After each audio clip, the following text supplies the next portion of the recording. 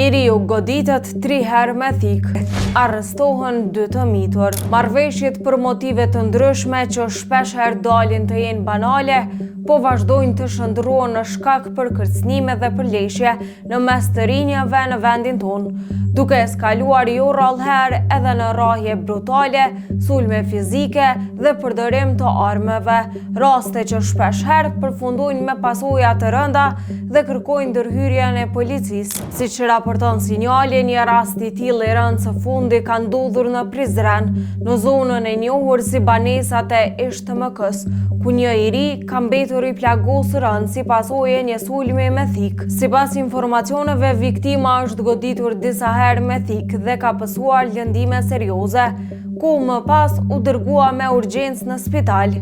Ai është nënshtruar ndërhyrjes kirurgjikale dhe aktualisht ndodhet jashtë rrezikut për jetë. Lidhur me rastin, policia ka arrestuar 2 të mitur, R.S. dhe H.K, si të dyshuar për përfshirje në sulm, të cilët janë nën moshën 16 vjeçare.